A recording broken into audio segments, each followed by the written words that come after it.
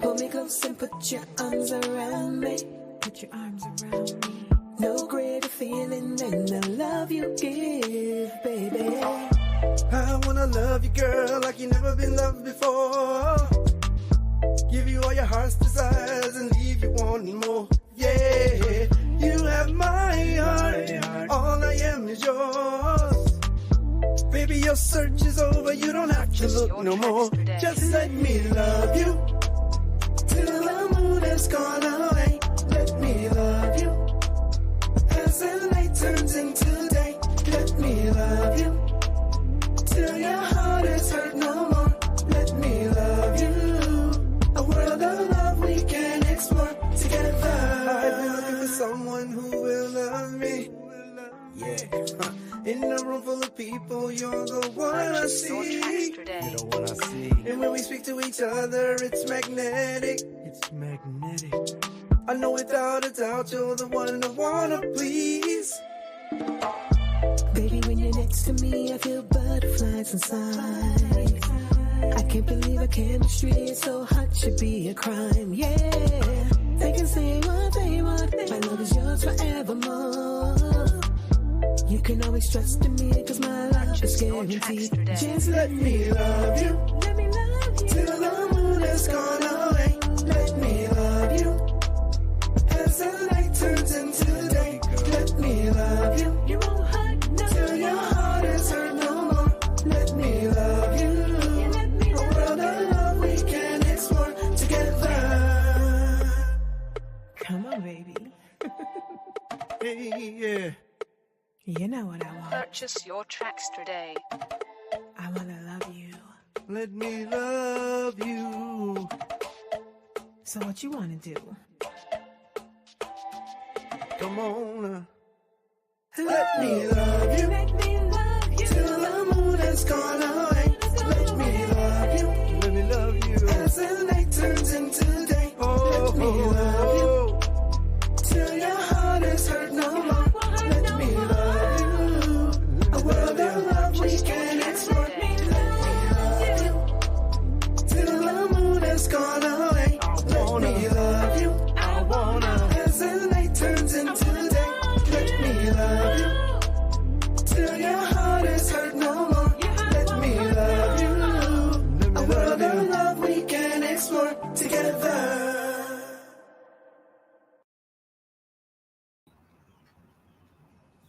Hey, what's up, everybody? What's going on? Hello, hello, hello. It's your girl, Diamond Butterfly. And T.Wade.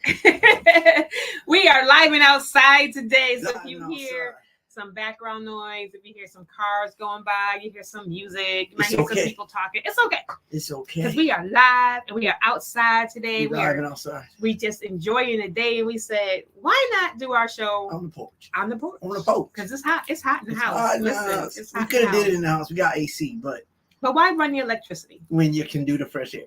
Right.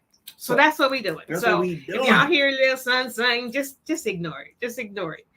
Just ignore it. Just ignore it. So what's good with you, Tony? Oh no, what's good with you? There's a lot good. There's a lot good. There's a lot bad, but there's a lot good. There's a lot bad. Wait, hold up. Pump the brakes. There's a lot bad. Listen, I'm snapping into a Slim Jim because I'm hungry right now. You know, got some little drink going on here. You know, I got lemonade and a couple other little things. You know, we trying to just get loose today. We trying to talk about some things today, man. We gonna cover some stuff. We're gonna touch on a topic. We're gonna touch on a topic. On a topic that we've touched on before, but we're gonna dive back into it because a lot of our topics come from our conversation. You know, we be in the car, we just be chilling, we be talking, or we be watching a movie or something. We be like, you know what? We should talk about that. We should talk about that. We should bring that to the people. So we're bringing it to the people. You the peoples. So we're bringing it to you. If you see me looking down or leaning over, you know, we gotta multitask here. We gotta invite people. We gotta chat with people. We got people leaving comments. So if you are watching from Facebook, if you are watching from YouTube, we appreciate you being here. Invite a friend, hit the share button if you're on YouTube, especially. Even if you're watching from Facebook, hit that share button, tag a friend, bring some people in so that we can talk on this conversation. Like I said, we appreciate you guys being here. Welcome to the show. Thanks, like we said, live and outside. Live and outside. Thank you for being. So what are we talking about today, babe? Well, today I asked my wife a question. Yes, you did. I asked my wife a question. That started the whole conversation. I asked her a question. And that question was,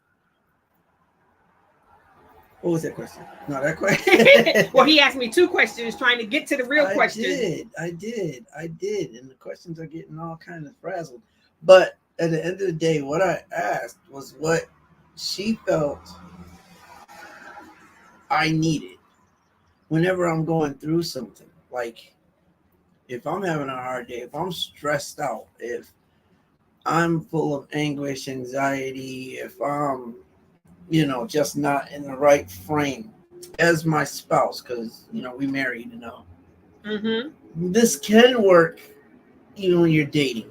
But I asked her what it was that she could do for me.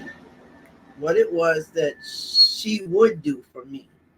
What he thought I needed from him. What I thought he needed from me. Yeah. What he was it that she thought I needed? Right. In order to help me out. And it's a big question. It's one that we don't ask each other a lot. Mm-hmm. I'm talking in terms of people as a whole. In general, yeah. In general, we don't ask that question. So I decided to ask her because I ain't ashamed. I go to therapy. It's what I do. Like, I need people to talk to other than my wife, So it's like, my therapist was like, okay, when you're going through, what does your wife do for you? And I asked her that question. Now, what was your answer? What did you give me for an answer? I don't know. I don't know what he needs from me. I can speculate. Because it started off with what if someone was to ask me what I thought he didn't need in his life, what would I say? And I'm thinking, like, in my head, I'm thinking, okay, he's thinking about gifts. Like, if somebody was like, what does Tony not need any more of? Now, where did your mind end up going? Well, no, the first thing I said was stress. Like, he don't need no stress. But I'm like, you did say that. I did say that. And I was like, but everybody stresses unless you can figure out a way to let stuff just slide off your back and not, you're just happy no matter what. Like, you're just not going to, you're always going to have some type of stress. So then he changed it to, no, that's not what I mean. And then that's when he said, what do you think I need? He said, what do you think I need more of from you? I think he said, what do you think I need from you when I'm going through? And I said, sex. And he was like, why you say sex? I'm like, well, because guys in general say sex is the key to everything that's ailing them. She went there. I went there. Because I was like, guys say if your man is happy, that means she ain't doing it enough. She ain't giving it to you enough. If he break up with you, it's probably because you wasn't putting out. It is.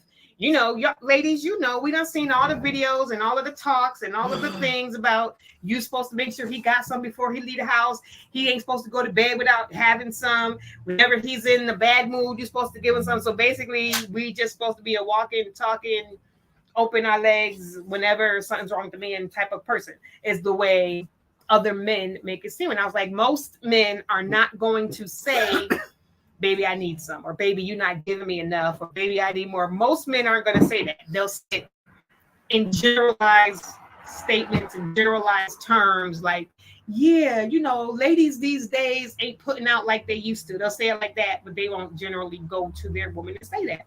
Tony is not, even if he was not getting it as much as he would like, it's like maybe a 2% chance that he's ever going to be like, yo, Kai, I'm saying, it's been like 3 weeks. Like, what's going on? What's up? He ain't gonna say that. And truth be told, transparency, because that's what we do here. Okay. We just moved into this house, so it has been like 3 weeks. It has been like 3 weeks. Like, he ain't got nothing since we've been in this new house. So probably 4 weeks. The week before was busy. We was busy. Pack everything up. They had no room to do that. Right. So transparency moment. He could be one of them dudes that be like, look, I'm this close to calling Karen up.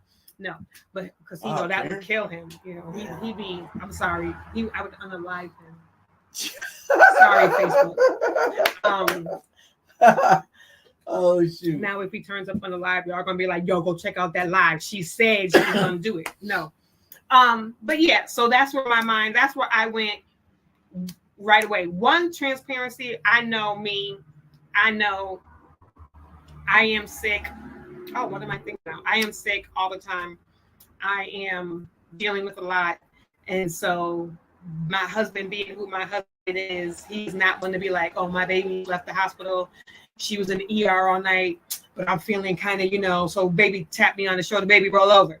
That's not my husband. So I have happened to have a man, unfortunately, happens to have a wife that as time has gone on, she's gotten sicker and sicker, and there's not a time when I'm not in pain.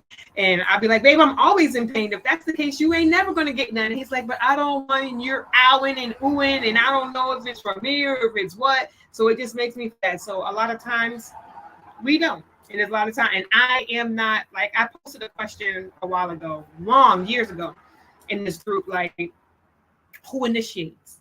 And of course, the guy's like, what do you mean initiate? We just do it. So that means you're the initiator. The initiator is the person that starts. Like nobody initiates. Two people just get together. No, because there's always some things, not always. I hate when I say always, that means 100%. There is usually somebody who starts the process. Somebody who is like the person that gives the first kiss or the first rub or the first look, or whatever it is. Somebody is the initiator to let the other person know I'm kind of feeling this type of way. Okay. So when I ask the question, like, are men more initiative or is it women? Or who is the initiator in your relationship? I am not. I am more of a hint person. And, I'm more of I took a shower. I'm taking like 45 minutes to put lotion on my toes, like hint, I'm still sitting here on the bed in my birthday suit. Hello, type of person. But that's not what this is about. So we're not. No, but it's about communication. It is about communications, and it's about effective communication. So that can play into that. You know what I mean? No matter what, not just when your person is going through something bad, or the world has been pounding down on their head and they're coming to you like, babe, this and that. But the question does come as to whether or not exactly what is your partner is dealing with, and do you know how to effectively help them through what it is that they're going through? Because a lot of people are in a relationship and they don't really know what their significant other or their spouse are going through, and they do not know exactly how to administer the help that person needs. And a lot of people don't know what they need. Because what did you say you needed from me? See, what did you say? I don't know that we got that far. We did. The same thing you said you told Sarah. What did you say? What did you say you needed from me? No, I told Sarah that you were there. I told her that you. Yeah, I did. See, he said he don't know. What did I say then? I just told you. What? You don't know. Well, he said he doesn't know what he needs from me. Sarah asked me. Sarah's my therapist. When Sarah asked me what my wife helps me with or does for me when I'm in those modes, I literally didn't have an answer. Like I told her that she's always there. She listens to me. She, we have great conversation, which that takes time to learn how to speak to your spouse. But when I'm asked that question, I'm like, okay, well, that's a loaded question for me, because I don't really ask of much other than for her to be there, and I ask for her to pretty much give me some type of validation on how I'm feeling. Not necessarily, and I told her that's not meaning that, okay, when Tony opens his mouth, he's correct. I need to make sure he feels and knows he's correct in what he's thinking or saying. if I'm going through something, I need validation on my feelings and stuff, as far as understanding, as far as, looking at what it is I'm going through and being there for me in the moment. And people can say, well, what does that mean to be there for you? That could be different for everybody. For me, I just need her to be, I don't need her to make me feel like I'm wrong for the feelings that I may have. Because her and I agreed years ago, if you have feelings on something, your feelings are yours. It doesn't make you wrong because you have those feelings. We've always said that. Now, the reason why you feel those feelings could be misinterpreted and could be wrong. But the fact that you feel a particular way, that's based on your thought and your heart. So basically, you're feeling something that you feel is valid for you. If it's valid for you, it's valid for you. Like, that's how you feel. So I can't tell her feelings are wrong. I can tell her that she had a misunderstanding which caused those feelings. So then it's up to her, it becomes her choice to change up on those feelings. But at the end of the day, that's what I need from her. Like, I need her to validate that, yes, I do have feelings. Yes, there's a situation. Maybe even talk to me about that situation and help me, just maybe see things in a different light, but be there for me. Don't be accusatory. Don't fault find with me. Don't, well, maybe if you didn't do this, or maybe if you did that, you wouldn't feel that way. Don't need all that. Don't need all that when I'm going through, especially if it doesn't have to do with her. And I dare say that 8 out of 10 times it's not her that I'm going through something with. The other 2%, maybe. But it's normally not her. I could be going through something at work. I could be going through something with a family member. I could be going through something with my health. There's 50 million things I could be going through. So I'm trying to sort that out, and I'm feeling down, out, frustrated, aggravated, the whole 8. I'm feeling it all. And I just need my wife to be my, what the Bible calls, help me. Be my helpmate. Like, be there for me. That's what I need. And that help looks different, like you said. It looks different for everybody. And what we've said on several shows, not through our shows, my show, LHG shows, Fred shows. These are other hosts on Trailblazers Network. When we talk about communication, these are things that you want to talk about early when we're speaking about a relationship. These are things that you should get out of the way early in a relationship.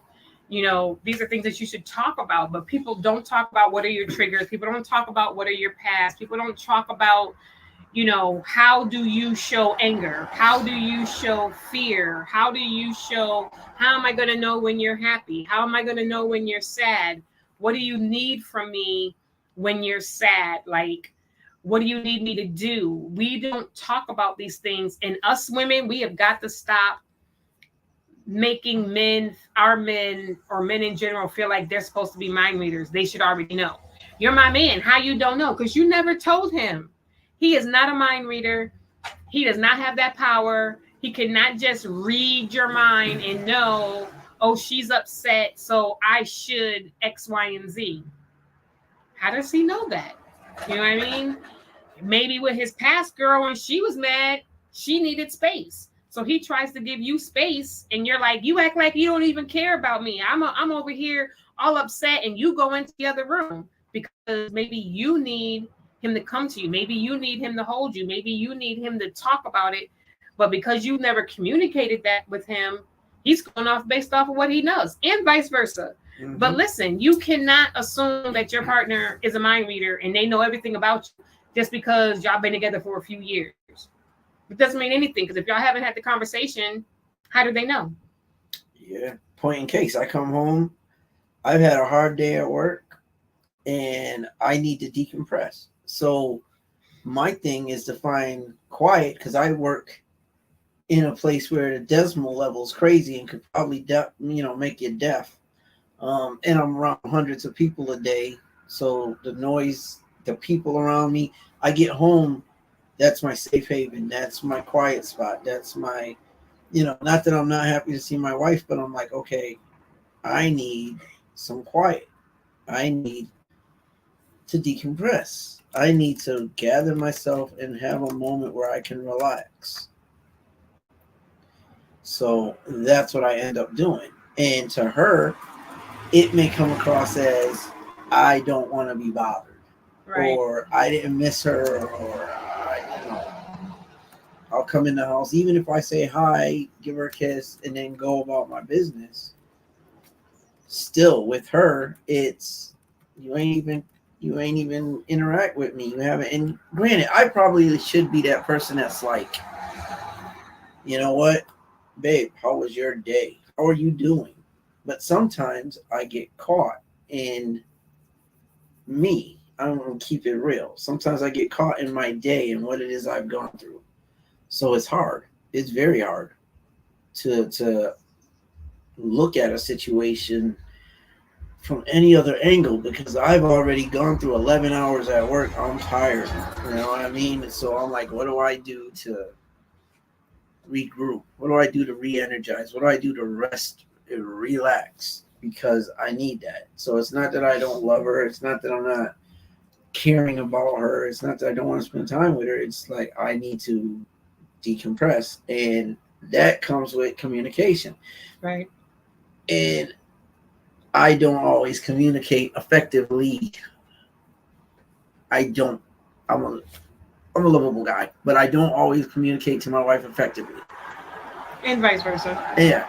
And there's a lot of, I don't want to speak for you, but there's a lot of guys out there that don't, I speak for the males populace, and we don't communicate effectively because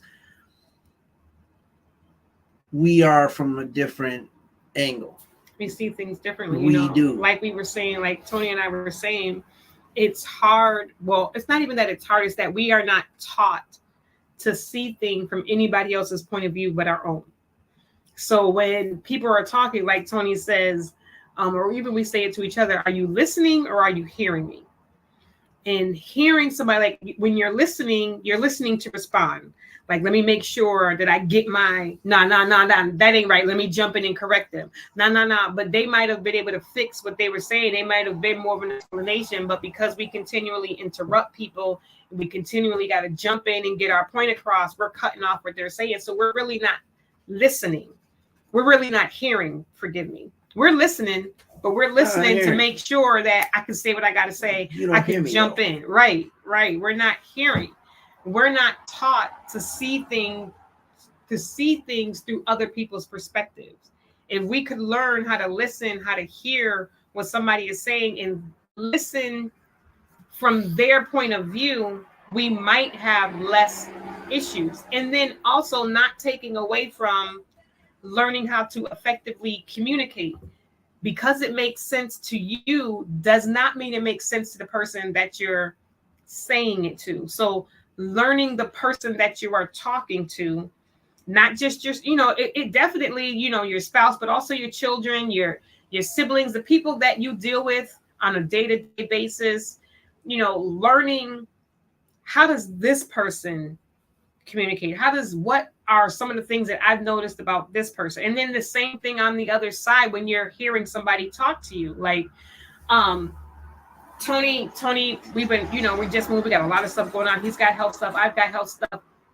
He said he's miserable right now, not happy. Now, the me wanted to be like, what?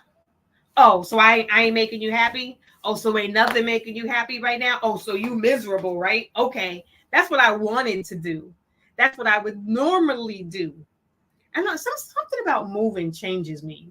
It's like I always want to do a new thing when we move. Yeah, me too. I always want this is new. This is new. I don't want to bring the old stuff into the new place. Now remember, that's where I'm at when you say, because she's quick to be like, when I want to make changes, especially right now, she quick with, but you used to, you saying all that, and you getting on everybody else for X, Y, and Z, but you did that. When did I do it? In the old house when we were over. But I'm trying to do a new thing. Got you. So now you understand. Okay. See, so that's the communication. That's that communication thing. See, so the new me was like, nah, maybe he's not including you in this he's miserable thing. So I just listened. I didn't say anything. I just listened, and there were a few things that he said in the midst of his conversation that I wanted. You know, the old me was like that double dutch, like, okay, I'm about to jump in. I see it. It's my turn to go. It's my turn to say. But I was like, nope, we're gonna sit still. We're gonna be quiet. We're just gonna listen. We're going to hear what he's saying and try to hear from his point of view. And we're gonna wait until there's a pause. You gotta wait till there's a pause. It's his pause. Wait till there's a pause. And see, he do this. He be waiting forever. Like I be done talking. And then like 5 minutes later, he still ain't said something. So then I'd be like, so are you going to say now? I was waiting until you was done. Like, dude, I ain't said nothing in 10 minutes. What you talking about? But that's a different conversation. But so, you know, I got to learn what was making him upset. Now, that was on me, right? That's me effectively listening, hearing what he's saying. Now, my point to him was communication on his part would have been knowing. Like he said, he didn't really want to say anything to me because he knew when he said what he said, it was going to trigger something to me. That's so knowing your spouse. Yes. That's knowing the person you're dealing with. That's knowing. Now, I went into that knowing, okay, there's a possibility that I'm going to hurt her with this because she might take it wrong. More than likely, it's going to take it wrong. There was a point where I'm like, if I say this, it might hurt her. There was a point where it's like, okay, if I say this, she might reach for the frying pan. But I was instructed, you need to open up and speak your mind and say what your feelings are because you have a right to do that. And she should be the one person that you literally can do that with. So I'm trying to communicate with her in a different way now so that she knows exactly where my headspace is. She knows where my heart is. And that's what we do. And I avoided for years. And like we've been together for 100 years. Okay, so it's been like almost 16 years. Yeah. But we've been together for a minute now. And I'm now learning. I'm still learning some tricks. I'm still learning how to deal with some things. And I have to learn how to talk to her. And I wasn't one in all these years to open up to her because I learned her behaviors in the beginning. So I know what her triggers are. I also know what I probably shouldn't come up with. And then there was the flip side to that, which is if I say something and she doesn't like it, then it may cause an issue. And I don't feel like fighting with my wife. I don't feel like arguing with her, especially over miscommunicated stuff, which is a whole nother situation that we will cover. But like, I pretty much don't want to do it. Like I'm not gonna, she's quick. I don't know if it's all women. I don't know if it's all of y'all. But let me tell you something. When I have a conversation with this woman, she literally will dissect every syllable that I have said. And if I say something that's not quite right, because you know, men, sometimes we say things, but we don't say them the right way, and she catches everything that I could have said differently, but didn't say it that way. And she doesn't just let it pass normally. Normally, she will address what I said that she didn't feel was said right. So that's another reason why Tony wasn't saying much. When it came to communication, still a work in progress because Tony is going to be quiet because I am not the one to want to argue with her. I don't want to argue with her, not because I'm afraid I'm going to lose, but that's my everything. And I know it's going to be days of us being our pins and needles when I argue with her. So no, I'm not going to argue with her. I'm just going to be quiet, retreat. Babe, what's wrong with you? Nothing. I'm good. You know, I did it without the thumbs up, but that you get the hint. Like that's what I did. So now I'm trying to go into the unleash your feelings in a proper way, but definitely let her know where you're at because she should be the one that you're able to do that with. So going back to what she said, because I didn't mean to cut her off, but that's huge right there. I mean, effective communication is it's something that's learned. You have to want to, it's a two-person thing. The listener has to be willing to take the speaky in consideration. Like maybe they're saying something that's triggering you, and then knowing your own triggers. You know what I mean? You have to know yourself as well to know, am I upset really by what this person said, or is it something that they said that triggered something from my past and me that is making me react the way that I am? Do I think that this man is telling me that he's miserable and I make him totally unhappy and he can't stand life right now? Or do I think that there's something else going on and he's mad or he's upset or there's other stuff in his life that's making him feel that way? Would I have liked it if he said it a little bit better? That was the one thing that I said, okay, so if you know your wife, then you know, if you just come to me and say, babe, I'm miserable, I'm going to take it personally. But if you say, babe, I got to talk to you, I'm really, really unhappy. It's not about you. We are good. There's nothing that you've done that's made me feel this way, but there's other stuff. Then now I'm not going to take it personal. He still got to say what he needed to say, but he took my feelings into consideration. So it can go either way. Like both people have to be willing to look and hear and listen. Me, do I think he's telling me that I make him miserable? Him, is there a way that I can word this in a way that cuts away anything that she might preconceive about what I'm saying? Because yes, I am one of the people that'll be like, that's not what you said. Oh yeah. You said you was completely miserable and nothing in your life was going well right now. That's what you said. But I didn't mean you, but you didn't say it wasn't me. That's what, you know, that's where my head is normally going to go. So it's a learning.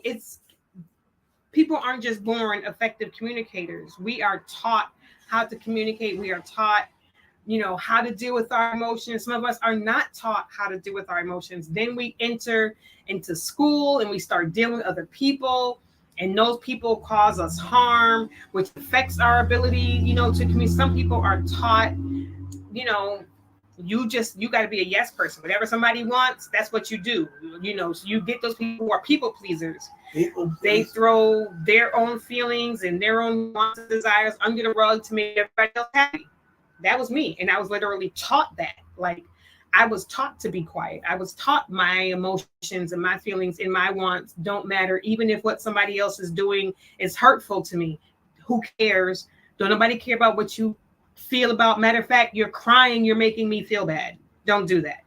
You know what I'm saying? Like literally, wow. That is what was told to me. Don't cry. You're making me feel bad. That's crazy. So I had to learn that it's okay to have feelings. It's okay to express your feelings. It's okay to have wants and desires and to express them. And then at the same time, it's also okay for me to say, no, I don't want to do that. No, I don't want to go there. That's too much on my plate. I can't do this right now. That I don't like what you just said. I don't like how you said it. There's a lot of things at 51 years old that I'm still learning how to do, you know? So knowing your partner or the person that you're speaking to, you may not know them that intimately, but just taking it like decency, you know, the decency thing is just, you know, this whole take me as I am. I ain't changing for nobody. You either like what I said or you don't. I'm going to tell it to you how it is. But let somebody tell it to you how it is. Now you got a problem. Why can't people tell you how it is, but you can tell everybody else how it is? Like, come on, man. Make it make sense. It's funny. I thought about that saying just a couple of days ago. Make it make sense. Some things you can't make sense. Some things just don't make sense. So me telling you make it make sense is basically me telling you it don't make sense. Right. It don't make sense. And some things you can't make sense of. Some things you just can't. And one of the things that you can make sense of is your relationship. If you have communication, you can communicate what you need and what you don't need. Like, she could have asked me the same question. If I'm going through, what do I need? Now, I can tell her what I believe she needs. What do you think I need? I can tell you that, one, like me, she needs to be heard. You need to listen to her, understand. You need to reaffirm that it's going to be okay with her. because she doesn't always see the bright side. I need to be able to have a conversation with her about what it is that she's feeling. Maybe rub her back as we talk, because she's going through. You know what I mean? I know that for me, I need to cater to the sensitive side of Kaiksa. I need to make sure that she's comfortable. I need to be able to help her relax through what it is that she's going through. Whatever she's feeling, I need to have a total understanding of what that is and let her just vent. Because, like she said, which I learned, she hasn't always been able to do that. So I need to do that. And then let her know that I'm there for her. That's what I give her.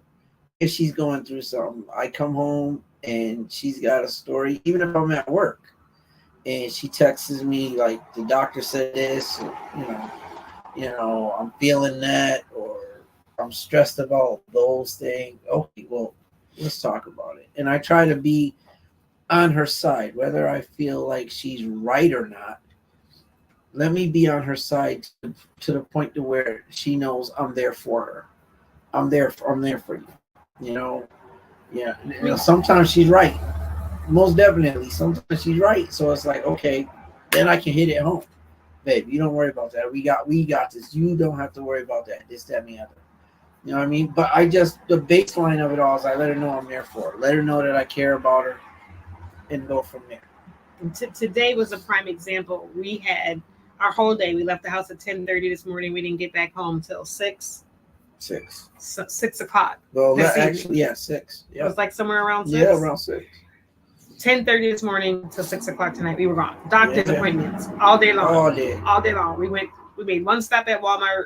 I think we got something to eat, but that was in between appointments. Like one appointment, he came home, grabbed me, went to another appointment. We had a little bit of time in between, another appointment, like just back-to-back appointments all day long. And my first appointment, which was after his first appointment, I thought, if you've seen my page, I had a nerve stimulator put in my thigh. It worked for the trial, 10-day trial. It worked. When they went and implanted it, it never worked. It took them like a year to figure out that the stupid thing shifted, and it didn't work because it shifted, and they couldn't go back in and replant it in the right spot because they just couldn't do it. So it's been sitting in my leg now for like 2 years. And I was like, so, can we take this thing out? Like, they're like, oh, you can just leave it. Like, it's not doing anything. Why would I want some foreign piece of whatever in my body that's not doing for me? Okay. It shows up on x-rays and things. I'm like, no, I don't want that in me. So I finally went there. I happened to be there to see a different doctor and was like, yeah, can we make this appointment so we can get this thing taken out of my leg? They're like, okay. Called, made the appointment. They called me. So I'm thinking the appointment is to go take this thing out of my leg. Long story short, we get there and the girl is like, yeah, so you're here today to talk about taking the thing out of your leg. I'm like, wait, what? Talk about it? Why would I thought we were here to take it out. And she's like, no, this is just a consult. Took like 5 minutes. Doctor comes in, yeah, so you want to take the thing out of your leg? Yeah. I saw you were at the doctor. I had both my knees replaced. We had a little conversation about that. And he's like, yeah, okay, so they'll call you once we get approval to take it out. So I'm looking at my husband now, like, I've been stressed about this appointment. Like, they always tell me something is quick, it's easy, it's not going to hurt, it's just going to be a quick little pinch, which again, he reiterated. We get in the car and I'm like, we could have done that over the phone. Like, that was a wasted trip to come all the way out here because it's not in my city for just to have like a 2-minute conversation. And Hubs was like, no, but it's okay. You needed to see him face to face so he could see you. He could see the amount of pain you're in. Like, you needed to have this face to talk about a couple other things too. But it was literally like we were in there for like no more than 10 minutes, right? Right. Like, it was so, but the point was that he understood I was stressed about it. He knew my level of passivity about it, and he was able to bring me down. He was able to help me see a little bit of positive about it, even if there really wasn't any. He was able to flip my mindset. You know what I mean? And that's where that effective communicating comes in, is knowing in the moment where your partner is and what you can do to help. And you may not all the time be able to calm them down. Like there's times when Tony's upset or when I'm upset and he's doing everything he can to baby, it's going to be okay. And I'm baby and we're just stuck in our passivity. Like, no, I want to stay mad. I don't care what you're saying about how good it's going to be and it's going to be okay. I want to be mad right now. And sometimes it's going to happen. But at the end of the day, I can still go back to him and be like, babe, thank you for trying to calm me down. Like, I'm sorry I didn't, wasn't able to come out of my anger, but I appreciate you being there for me. And that's what it's about,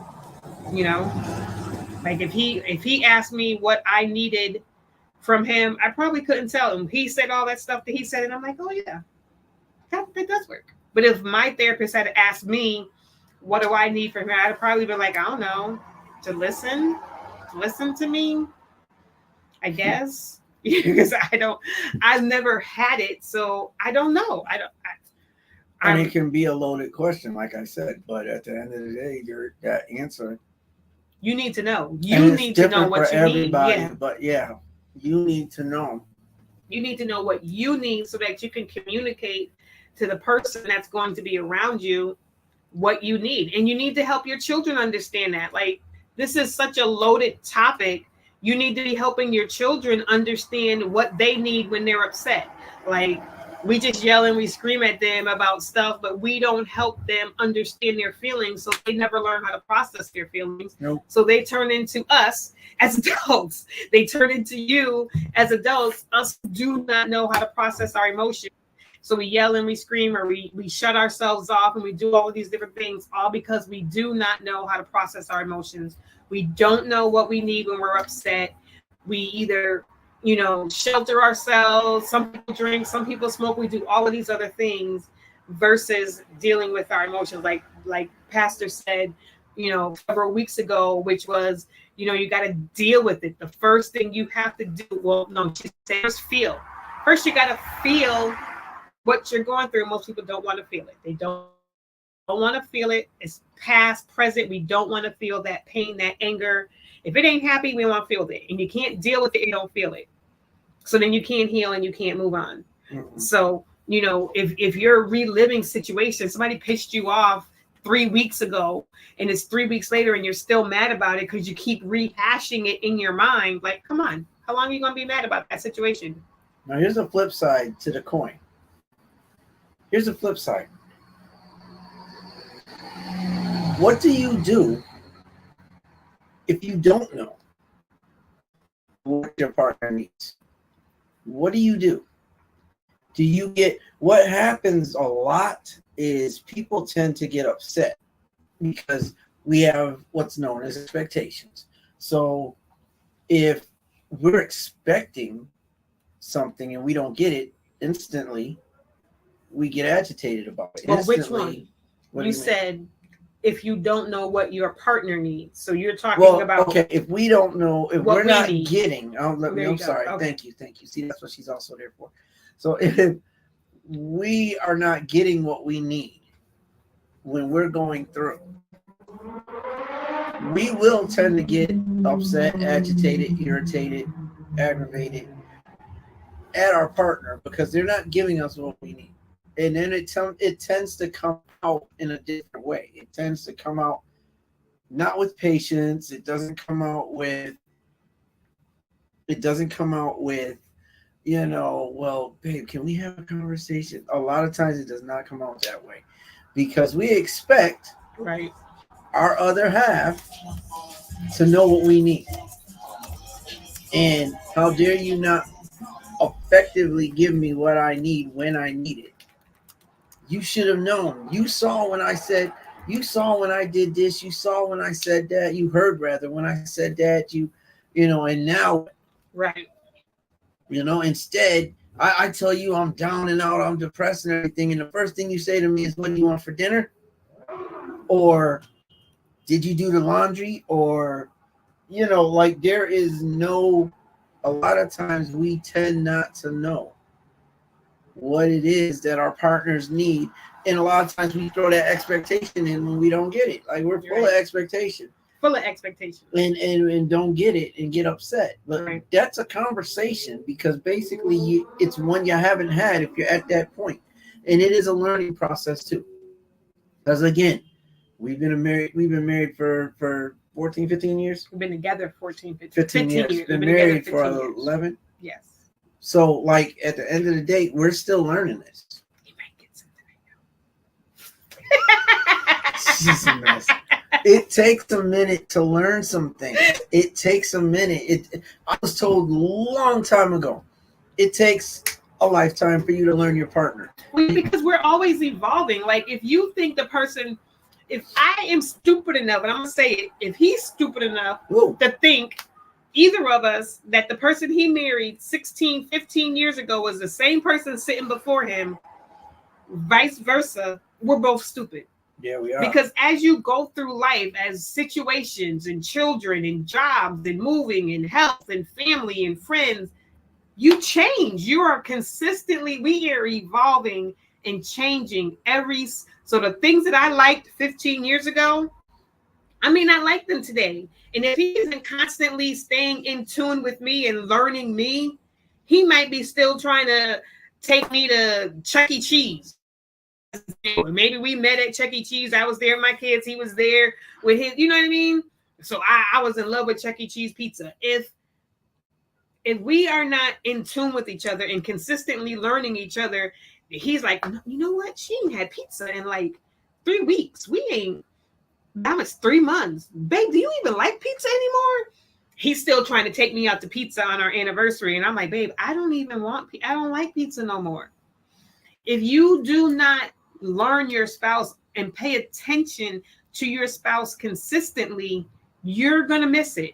And that's where you find people saying, we just feel like we've fallen apart because you're no longer in tune.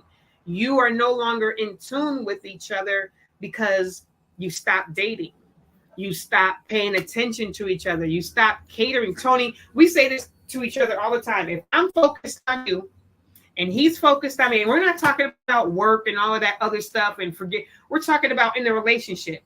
If I'm focused on my husband and doing what I need to do or what I think or what he's told me that he needs, and if I am unsure about what he needs, opening my mouth and asking, babe, because every once in a while we have little check-ins, babe.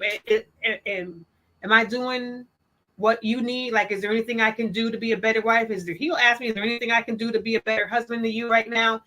If you're scared to ask that question, there's something you ain't doing. There's something you ain't doing. There's something you don't want to do, and you don't want to hear the answer to that question. Like, you don't want to hear your spouse be like, well, truth be told, you don't want to hear that. You don't want to hear your wife be like, well, you know. And the funny thing is they ask the question. But you don't want to get the answer because the answer ain't going to be what you want to hear. So that becomes a problem. Right. But again, how are you going to know if you don't ask? How are they going to know if you don't tell? And how can you tell if you don't know? Ooh, I like how you said it. I'm going to need that on a shirt. I'm going to have to run this back. Fred, I'm going to need you to it's got to be a shirt. That one. Because I don't know what I just said. That little quote right there, Fred. I need you to go back afterwards and rewind to find that part. But seriously. And you're right, Fred. Evolution is what we do as adults, as humans. As humans. It's what we do. And it is required, quote unquote. It is required. We are forever growing. We are forever learning. If you are stagnant, there is something wrong, which is why they always talk about get out of the box, get out of your comfort zone. Nothing grows in a comfort zone. You know what I mean? As far as humans go, if you ask these people who are successful or have a successful marriage or a successful business or anything, if they are not going to tell you that the process was easy peasy, lemon squeezy, they're not going to tell you that because it's not. Not if they went through the process correctly. They're not. It's not. Life is not easy. Relationships are not easy. They're not. Which I've mentioned. No relationship. Kids, family. There is no relationship on this earth, even with your boss and your friends, that is just all happy. And if it is, if you've never been angry at somebody, if nobody's ever been angry, somebody's lying. I'm sorry. I'm going to put it out there. If you're in a marriage or a relationship and y'all are just always, somebody's lying. Well, somebody's lying. To add to that, if you're in a relationship and you don't have issues, that's a problem. That's what I'm saying. Because you're going to have issues because you're constantly learning, and you came from two different backgrounds. You came from two different homes. You may even have two different lifestyles. So you have to learn, and some lifestyles buck against others. Right. Some things that we do buck against what the other wants to do. It just is what it is. And when you decide to get with somebody, that's something you need to know. I was told, again, something else I was told a long time ago. Discrepancies in a marriage or conflict or arguments or whatever you want to call them. I was told that those help a marriage. They keep a marriage active and exciting because it gives you something to work on, gives you something to work towards. It gives you something. You don't know that you can make it through the fire unless you go through the fire. Unless you go. And we're not saying chaos. We're Yeah. not saying, y'all need to be yelling and screaming at each other all the time. Nope. We're not saying abuse. Nope. We're saying there is no way that two people from two totally different backgrounds, even if y'all grew up in the same church, all of that type of stuff, you still weren't brought up the same. Your home was not the way his home was. I don't care if y'all parents raised you exactly the same. When you two get together, somebody is going to do something that hurts somebody else's feelings. There is going to be a misunderstanding. Put kids into the mix, and then come on. You go to work with people, thank you. You cannot pass a test unless you're tested. It's a relationship. Come on. It is. Let's just be honest and keep it real. Stop hiding how you feel. People do it for fear of being alone. People do it for fear of, like Tony said, and it wasn't so much that he thinks I'm going to walk away from him or something, but I don't want drama. I don't want to upset her. I don't want to argue with her. So it's better for me just to be quiet. See, but and at a the lot end of of what the day, I said with that was said due to the fact that I know me. And yeah. Some of y'all don't know yourselves. Let's keep it real. Some of y'all you think you know, but you don't know because you probably haven't been tested in certain areas to know what it is you're actually going to say or do in that situation. Some people played a big role. Man, I know what I'd do if I was in that situation. I know what I'd say if I was in the man. People are good for saying that who ain't never, ever, ever been in that type of relationship. But see, I that know type me. of situation. So I also know what an argument looks like with her. Right. So why would I want to be in one? Why would I? If it's uncomfortable, I love this woman. So if it's uncomfortable, if it raises rift and I know I'm going to come out the side of my neck to her, I may even risk being disrespectful because I'm caught in my feelings. No.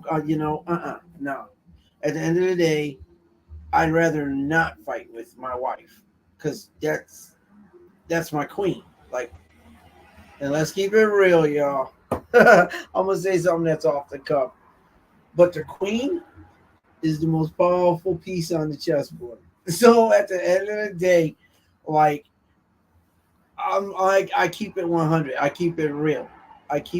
Like, if I'm gonna proclaim she's my wife, then I'm gonna treat her as such, and I'd rather not argue with her. I'd rather not go head to head. And we're gonna have our disagreements. We're gonna have our arguments. But if I can avoid them, right? If I can avoid them, then that's what I did. That's always what I've done. And that effective communication is where you can learn to avoid arguments.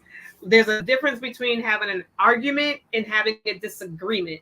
And sometimes with us, one of us might think the other one is at the argumentative level, and the other person's like, "No, I'm not arguing. I'm just adamant about my point. Like, I'm just pressing my point." And that's usually me. Actually, that's usually both. That's the both of us. Both. We're getting both. And he just said it today. He said it several times. Listen, mandarin oranges and sun-kissed oranges are both oranges, right? We might be saying we want an orange, and he's talking about a sun-kissed orange. I'm talking about a mandarin. Oh no, what did we say earlier? We're talking about 25 cents. This is what we did. Quarter. One person, because Tasha and I are what I've noticed about our arguments is we're saying the same thing. We have the same objectives. We're saying the same thing, but we're saying it two different ways. Because we're saying it two different ways, and we're saying because we're adamant about what we're saying it two different ways, but we're trying to achieve the same thing. We're literally saying the same thing. The example I used was, it's like we both have a quarter. I'm calling it a quarter. She's calling it 25 cents. So it could be like, I need a quarter. I'm like, yeah, I need that 25 cents. Well, I have a quarter, but I need 25 cents. Like, we go back and forth. If we paid a quarter, we'll be okay. Yeah, well, all we need is 25 cents. I just said that. I said if we need a quarter, well, I said we needed 25. We go back and forth. So we're saying the same thing, but we're saying it two different ways. And neither of us can see that the other person's saying the exact same thing, because we only see our way of saying it. We see it through our mind this way. They see it through their mind this way. But guess what? We're doing this. And then by the time we get to that realization, because a lot of times I'm the one that does it. I'm going to keep it real. I'm the one that will realize that we're saying the same thing. So while we're ending our conversation, I'm like, we're saying the same thing. This woman right here will be like, yeah, but you said, okay, but that's not what I meant. But that's what you said. I understand that's what I said, but now we have clarity that this is not what I meant. I meant what we literally just came into agreement on. Yeah, but well, if you had said it such and such, so that's a whole nother disagreement, because now we're conversing over the fact that I didn't understand what he said. Basically, I should have said it differently for her. And now that she's under the realization I didn't mean it that way, and I said it possibly in a way that she didn't understand it, now I'm still wrong. And that becomes a thing. You're still wrong because you said it wrong. And that's a me problem. Listen, I can admit that's a me problem. When I talked about, being mad and why you still mad and why you can't let it go, that's a me thing. A lot of us cannot let go of the anger. We have a very hard time letting go. Situations resolved. Everybody has apologized. Why you still mad? Yeah. Why you still mad? Now listen, because I am adamant about, let me punch you in the face and say sorry. Does your face still hurt? Did it take away the pain? What did sorry solve? Okay. There are some situations where sorry is not going to fix everything, right? But if we're talking about, going to the store and he wants to go left and then right, and I want to go straight and then left, but we're still going to end up at the same spot, is it really worth me being angry over? Like, we were still trying to both get to the same spot. We just had two different ways of getting there. Like, what's the big deal? Like, calm. You know what I mean? But the reason it is petty, Fred. It's petty. The reason why we go there, to get back to her point, is because of the fact that we're both strong-willed and we both want to deliver our points, and we want the other person to see what our point is. And I say this about my wife, and I can still say it. Sometimes it's not so much about I need you to hear me, because I'll say something, we'll have an argument, and she'll be like, you're not listening to me. I'm hearing everything you're saying. No, you're not. I can repeat everything you said. But to her, I haven't listened because I'm not agreeing. So until I say I agree, and then even then, she got to add to the end of that. And part of that, I'm going to keep it 100%. And some of y'all need to really check yourself. Mm-hmm. Because, like, if you were on earlier, I said my voice as a youngster was squashed. Right. As a teenager, my wants, my needs, my desires had no bearing on the people around me. They didn't care what I needed, wanted, what I had to say. So now, since I've been with this man, that it's been like, nah, I need you have a voice. You have a right to say, what you want to say. Now it's like, nah, like you got to listen to me. You got to listen to me. You got to listen to me. Listen. So that's that little girl in me being like, no, you got to listen. You got to agree. I'm right. You. That's that little girl in me. And I have to learn how to be able to take the little girl that now has a voice and move her into adulthood to say, listen, you don't have to be right all the time. Your voice was heard. Just like I tell him, I can't tell him it can't always be your way, and then me always want it to be my way. Like, that don't make no sense. Like, me saying, well, if it always has to be your way, what about everybody else? Okay, well, Kai, if you're not happy unless people do it your way, what about everybody else? Sometimes you have to find that happy medium, or sometimes it's just being heard. Sometimes it just has to be enough that you got to speak your piece. You got to say what you said. And maybe the other person, there's been times, and I told Tony, and I had to tell him after I told my therapist first, because I got to tell my therapist first. Sometimes I hate admitting he's right. Not because I have to say I'm wrong, but to me, it's just to that little girl in my head, it's going back to handing off like my voice, my power, my whatever to somebody else. So there's times when he'll say something or he'll suggest something, and I will be 100% like, nah, that don't make no sense. Why would I do that? No, that doesn't make any sense. And then as soon as he walks out the room, I'll go do it. Now, see, to her credit as well, when it comes to me, I've literally told her, if it don't make sense to me, if it's not logical to me, I can't get with it. Like, I can't back it. Like, and that becomes part of our that became part of our walk. I used to say that. I don't say that anymore. She'll still throw it up. But you say, no, I don't say. I haven't said that in years. But I did say it. I did say it. I can't, because if I don't agree with something, then why am I going to try to get with it? Why am I going to? Now with her, one thing that I've never said, and some of y'all will think it's crazy. Some of y'all will be like, but why? Like, you stupid, bro. But I've never said no to this woman. I don't say no. She could, I don't think she'd lie about it, but she could ask her. I'm not one to say no to her if she wants something. If she wants to do something. Now, does she still get upset? Yes. Why? Because I do voice my opinion. Communication. So I will say I don't like it. I don't want to get with it. There may be some discrepancy in the middle of that. And she knows I'm not with it. But do I stop her? Hey, if that's what you want to do, then do it. But I'm just letting you know that I don't agree with it, or I'm not with it. Now that puts the ball in her court. She can do what she wants at that point. I relieved myself of the journey. The problem is now she's upset because I'm not with her on it. Now she's upset because I don't agree. But for me, if there's something that I don't agree with, I'm not going to jump on board with it just because. I will go with the flow because it's her. I'll go with the flow. I know and have faith enough to know that she's not leading us down a rabbit hole. So I don't worry about that. But we do have a difference of opinion. And we stated that in the beginning.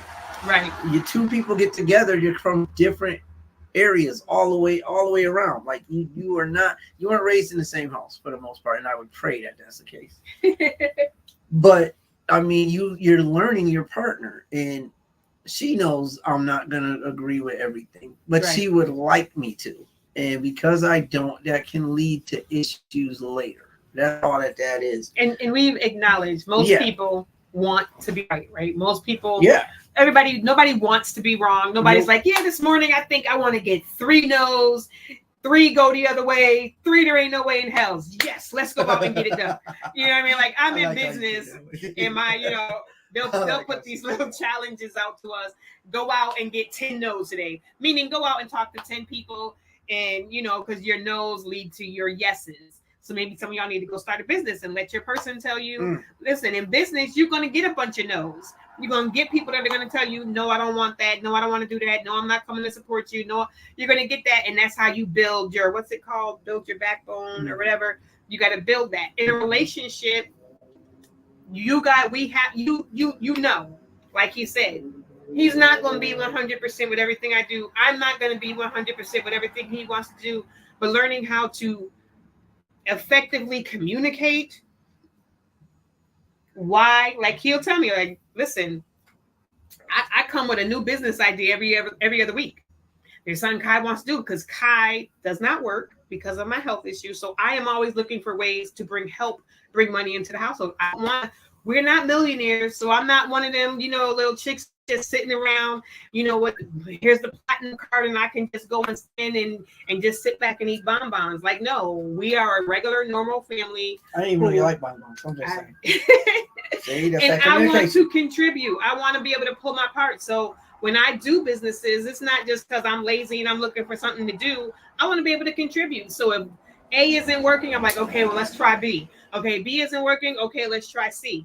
What do I like to do that I could do? And I'd be like, babe. He'd be like, what now? Because he already know what now. And I have my selling pitch, and I always 100% mean it. Like, and I give it my all, and I'm gonna do what I have to do. And he'd be like, I don't know, babe. I mean, like, it's like the fifth business. But I mean, if you got a plan and you think this one will work, I'm all for helping you. Whatever, No, I don't always jump into the businesses because a lot of her businesses requires selling stuff, which I don't do. So I might, in some cases, a lot of cases, I'll be like, okay, well, I got you back. And if that's what you want to do, I got you. If that's what you want to do. As far as the selling part goes, I struggle with that one. So I'm not, I'm not into that, which I have told her, like, that selling is not what I do, and it does bother her. It does. Because it's not true. It is true. He said his thing. But he's a good people person. I'm a people person. He's a good person who can talk. That means I may have the ability, but I'm not good at it, and I don't like doing it. I would just a side note. I used to work at T-Mobile. I'm sorry, I'm throwing y'all out there. I used to work for T-Mobile, and I used to do the call center. So when y'all called in, it was because there was an issue or you needed clarity on your bill or you needed an adjustment on your bill or whatever the case would be.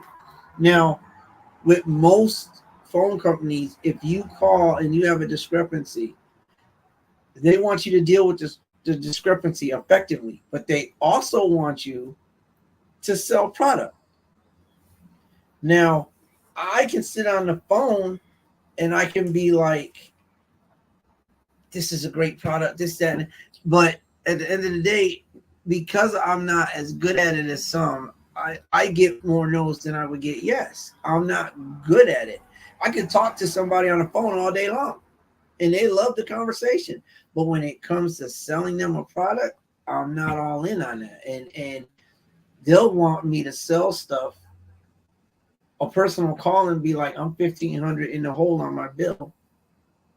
I need help. I don't know what to do. And whatever help that I could give them, then fine, I'll give it to them. Well, maybe we can do a delay or, maybe we could do whatever we need to do to help you cut this bill down. And, I go through the routes.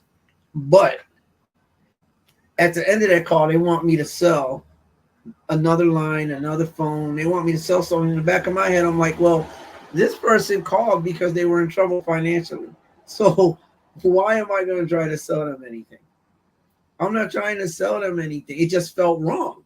Like, okay, let me give you more debt on top of the debt that you can't pay right now.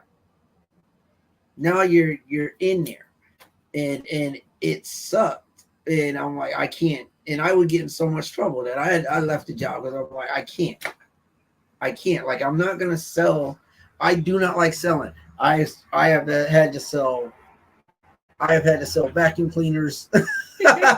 In my life, I've had a job where I had to sell vacuum cleaners. That's going door to door. And see, what I tell him is, okay, this is different because this isn't, taking people who are in the hole or calling you about B and you trying to sell them, C, D, E, and F. This isn't like randomly going. This is like, can you post something? Can you tell the people at your job, hey, here's a catalog? Can you just support your girl? Your girl has a group. Can you be in my group and comment in the group that I'm in? She gets the back end. I'm okay with it. But none of his people know what I do. That's not true. I let her know. That's not true.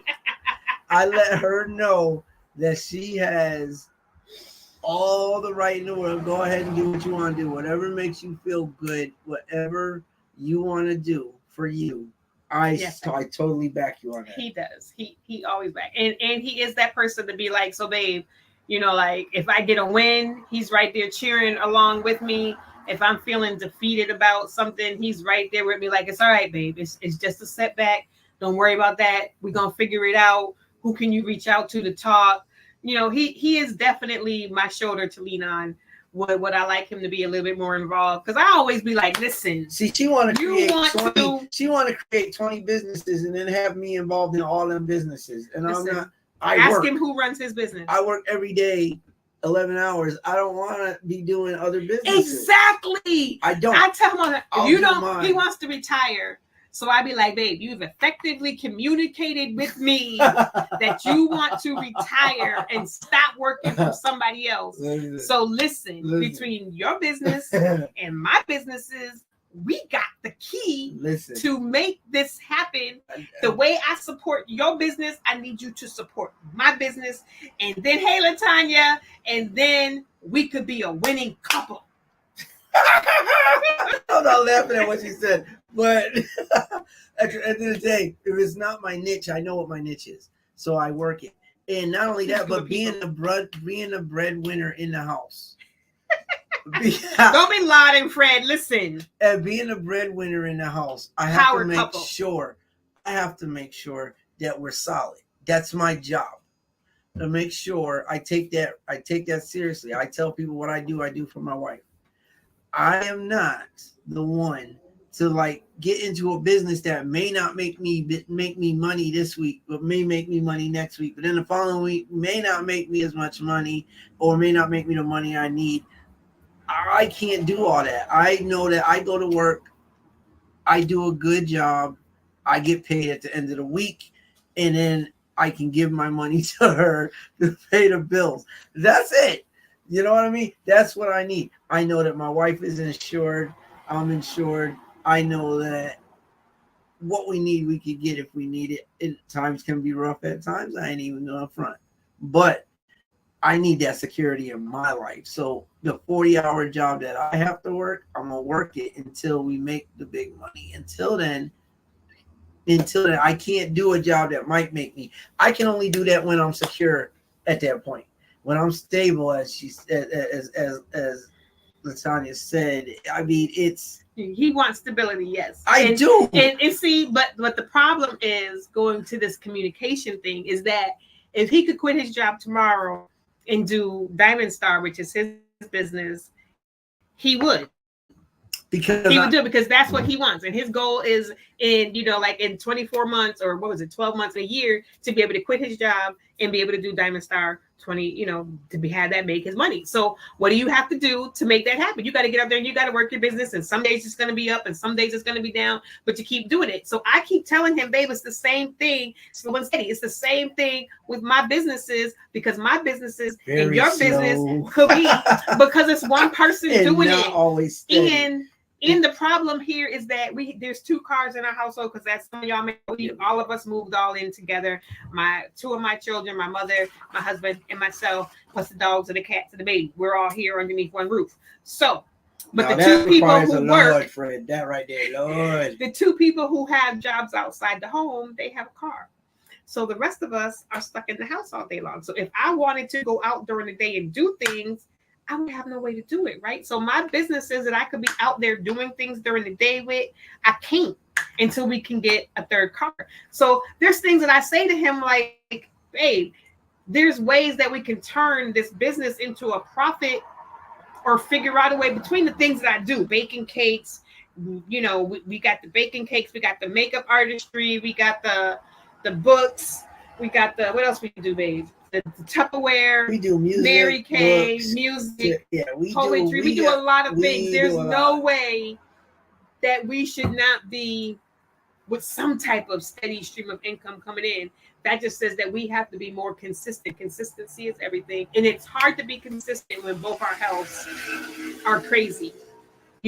Like I said, today from 10:30 to 6 o'clock at night, we was at the doctor's, back and forth between doctor's appointments all day long. And you have to definitely, no one's saying leave your job, your steady money for possible money, but help build the possible money into steady money. Do things to help build it so that you can get there, because there are ways to get there. Here's the thing. With my steady job, that's 11-hour days. So I definitely don't want to do anything when I get home. On my days off, because I've been working 11-hour days, I don't want to do nothing on my day off. Either. I don't. So, logically, I don't. My question becomes, with that communication is, well, how are we going to get from point A to the point Did she Z not take the job on to herself, get? though? She took on the micromanaged job. But you not micromanaged, but she did. She too. took on her. I do. Okay, so how are you going to achieve your goals? But here's my thing. Like right now, I'm working on a book deal. So I'm trying to finish that book, and I do work on it because I have a deadline. So, okay, with that, that's the thing, because for me, music is not, it's my passion, but it's only one of them, because one of my first passions is my book writing. I've been writing since I've been in high school. So I'm a good writer. I don't have a big head. I am a good writer. And it was time for me to try to do something huge. And I'm hoping that if everything goes according to plan and the way it's supposed to, this book will be on the big screen. I'll be great with that. Or not so much the big screen, but it may be on the smaller screen. We're talking Netflix. But I still have to finish it. For me, I'm thinking in that direction. I'm thinking that's where I go. So until that kicks off, I work steady. I let her handle the things that aren't so steady. The businesses that I heard that. I do. I was gonna say her little, because she's got a lot of little businesses. She does. She's got. I ain't even going front. I got caught out doing that one. Sorry, babe. But at the end of the day, her businesses are not necessarily going to give us what we need for medical. They're not going to give us what we need financially unless she like puts all of her time and effort into them. Like she's got to really, like she said, we have one car. She's got to be able to get out there and do what she needs to do. She has to be able to with some of her businesses. So it's hard to rely on that. And even if I was here, nothing's guaranteed. I need to know that when I go to work, I get a check at the end of the week, because I need that check to survive. And that's the only reason why I'm so heavy on it. Now, if we had mega money and we had like a nest egg that was crazy and we had our own home and everything, then yeah, let me kick that 9 to 5 to the side and let me try to do this, because I don't necessarily need the money to do what we want to do right now. So because we already have it, that becomes something that I can literally mess with. And I can be like, okay, let's try to make some money out of this. And if it gets big, it gets big. If not, at least we're not losing out on anything, and we're not going homeless, and we're not going without food and clothes. That's my thing. My job is to go for the security. As her husband, I'm going for the security first. After that, everything else comes. And like I said, I'm not in any way suggesting that he leaves his job. I'm not that crazy. I'm just asking for a little bit of help. That's all. That's all I'm asking. I'm just saying, take the potential that is there and help me boost the potential by helping things see more eyes, see more people, get in the hands of more people. That's all I'm asking. And I can get that. I do. I can get that. I can get that. I want to go back on something that Fred had said earlier, which is that relationships come with baggage. And he also said that can be a problem. Okay. And it can be a problem. But I would venture to say also that every relationship, everybody that enters a relationship, what comes with baggage. Well, yeah, that was me. I said that. Okay. Well, everybody's got baggage. Yeah. Like it's and that's what I was saying. Thing. Some of our communication issues, or some of the way we interpret what people are saying to us, and the way that they're saying things, and the way that we do things, is because of our baggage. Like I said, trigger points. Yeah. Trigger things. I might interpret what he's saying differently because of my baggage. He might interpret how he should speak to me or what I'm saying differently in a particular way because of what he's dealt with in the past or past relationships or growing up or whatever. We are all dealing with things, and being able to recognize that is key. It's hard because most of us, like you said, we don't know we have triggers. We don't know we have baggage. We don't know certain things about us. See, that's what everybody needs to know, because I get tired of watching these people with their podcasts talking about don't get with nobody that's got baggage. Guess what? Everybody got baggage.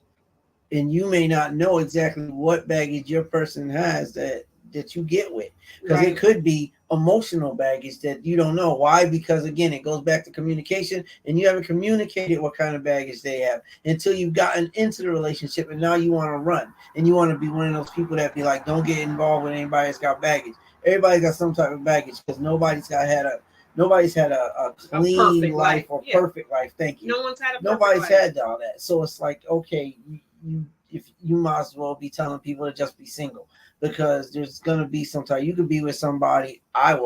You could be with somebody who's got mega emotional baggage or mental baggage. I'll go there. And at the end of the day, you've been with them for years before it shows itself. Before it really shows. Mm-hmm. And now you don't invested all that time. You know what I mean? It's not about the baggage as much as it is about how you handle the person with that baggage. Now, if you know they have a particular amount of baggage or a certain type of baggage, you don't want to deal with it, and that's different. Okay, fine. But if they have baggage, like my wife and I, we both came with baggage. I would not marry anybody else. If something happens to her, I'm done, because I feel like I have my queen. I do. I feel like and we can talk emotional baggage, mental baggage, all that other. But at the end of the day, she's come with baggage, and so have I. So we have to resort to, okay, well, is this baggage worth being in a relationship with? Right. Is it, can I handle this baggage? And you do that at the beginning. You don't invest years. I invested mega years in somebody who had emotional and mental baggage.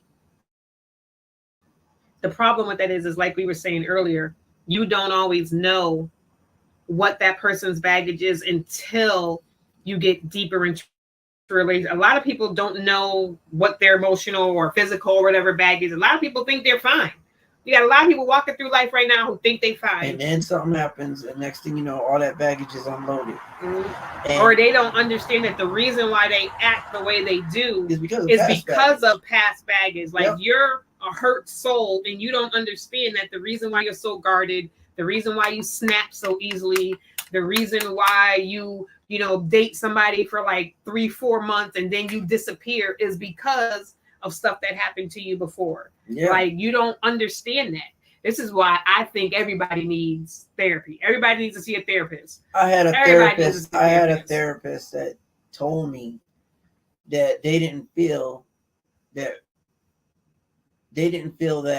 a therapist should go without it, because they have their own things they deal with, and then they take on everybody else's. So even therapists feel they need therapists. They have somebody to talk to. Like, there's nothing wrong. That's stigma about therapy. And the woman that I dealt with years ago, who had mental and emotional, and had suffered probably some physical as well. Well, she did. I know she did. I didn't know the full extent. I knew the physical she had went through, but I didn't know the emotional or mental baggage that she carried until we really started diving in. And I found out later on that I was being abused emotionally. Like, I didn't even think that was a thing. And as a guy, I didn't look at it that way. Like, but I literally was being abused emotionally. And at the end of the day, again, like, you don't know until you know. Right. And it sucks to have to deal with some stuff. And there was no communication. And what I was gonna say with that is, I even asked this woman about going to therapy, about going to get counseling, anything. And there was such a stigma over it in her mind that she blatantly was like, no, I don't need that. We're not going to that. No, I don't want to be part of that. If you want to go, go. I'm not going. Like, whoa. Well, if you're not willing to work and help the relationship, then we don't have one, because that entails communication, which you're not willing to do. So without communication, a relationship is dead. It's dead. You can't have a relationship without communication. That does not exist. That's not a thing. You can think it's a thing all you want. It's not a thing. You're in for a rude awakening. Communication is everything to a relationship. Right. So, yeah, when it comes to the baggage I had, because I had my own, and I'm discovering through therapy what my baggage was. Like, I didn't know how bad my situation was. I'm up here doing and saying things that resemble my mother in the past, and I love my mother to death. I do, but there's some things that I've gone through, and you know, at the end of the day, I'm starting to learn things through therapy that I didn't know. Like, whoa, dude, that impacted me, really? What, that impacted me? Are you kidding? I never even thought about it, but it was true. You know, so you got to understand, everybody comes with baggage. Which is why I say it's important, even when dealing with your children and being around, you know, younger people, your nieces, your nephews, your friends, kids, whatever, to be mindful of what we say, what we do, how we acknowledge their emotions. Because like I said, I wasn't given the right to have emotions. I wasn't given the right to have feelings. I wasn't given the right to share my voice.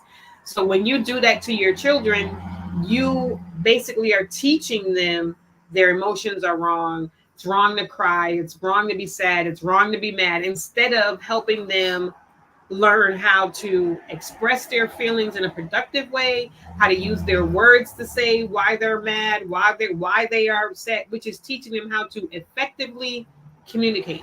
And that's the thing with me. That's a thing. That's a big thing with me, because I don't know about y'all. I'm just gonna speak for me.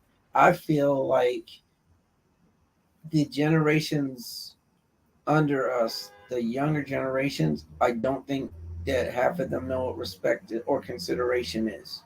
And I don't feel it. Now, they have a right to? I had an instance where a young person, you know, slamming doors, and I was told, well, they have a right. You know, kids have a right to express themselves. No, you don't. Not like that. You do, but not like that. Like, you don't pay any bills to be slamming doors. Like, that's not what we do. If you wanna show your emotions, and I know there are people that will either disagree or have an issue with what I'm saying, but if you have the right as a young person, you have a right to show to voice your opinion. You have a right to show your feeling, to express your feelings. The problem is they don't do it, as you said, productively. So if you don't do it in respect, And they have to be taught that. And that's what we weren't taught it. We were taught, you know, growing up, children are seen and not heard.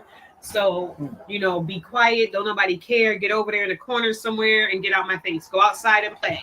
I ain't got time for you. You know what I mean? And it doesn't teach you.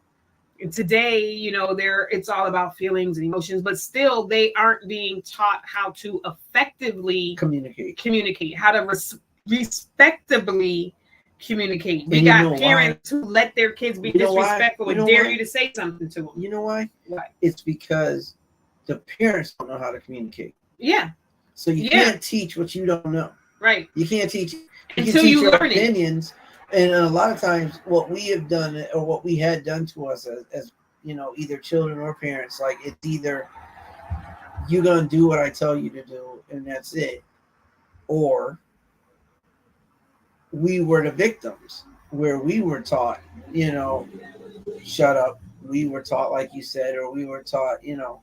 And we passed it on to our children, who were passing it on you know, or they've gone the other way and now it's a free for all. It's no, you just do what you want because I wasn't allowed to say and do what I want. So now I'm not going to hold that over your head. So now you can do and say what you want. So then you end up with a generation that's not that the older generation didn't have some good lessons that they did teach. Right. I had an uncle, like I was good for listening to stuff, and I would family meetings, I'd be like around the corner just, you know, listening, and my uncle would be like, listen, go play. This is grown folks' business. Some things are grown folks' business that Right. some kids don't need to know about. You know, some things you don't need to talk about in front of them. But our kids are not being taught right. So now we do have those disrespectful kids who I'm going to say what I want to say, how I want to say it. You know, they're going to tell their parents off. They're going to cuss them out. They're going to do what they want to do.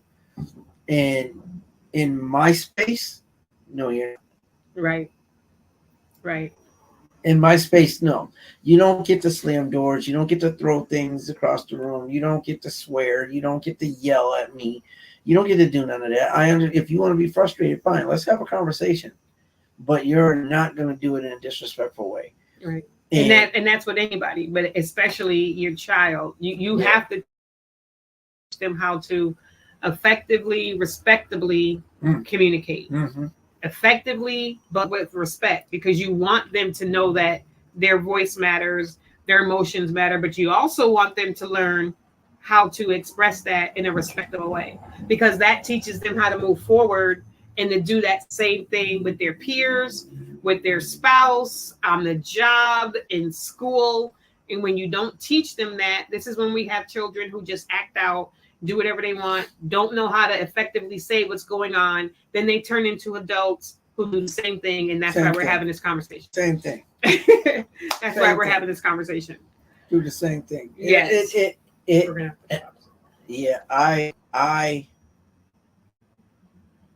I'm one that believes in allowing people to have a voice. I do. I believe in that.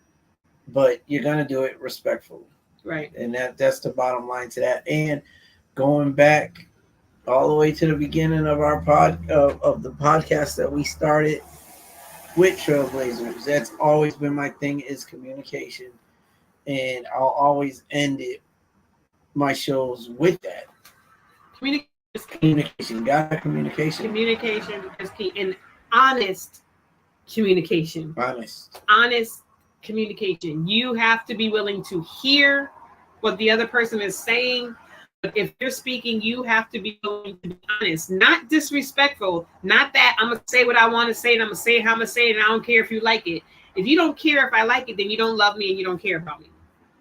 If you just want to say what you want to say and be damned if I like it, be damned if my feelings are hurt, you can tell me I'm doing something wrong without hurting my feelings. You can critique me without being rude. You know what I'm saying? There's ways to effectively say what you're saying to someone or getting a point across that needs to be getting across without being rude, without hurting somebody's feelings.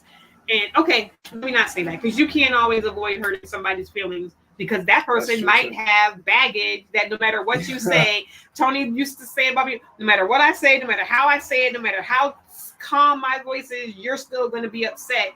I'm still going to do something to make you defensive. He wasn't lying. I just admitted he was right again. But yeah, there's just sometimes no matter what you do, but if you don't care about hurting somebody's feelings, that's something different.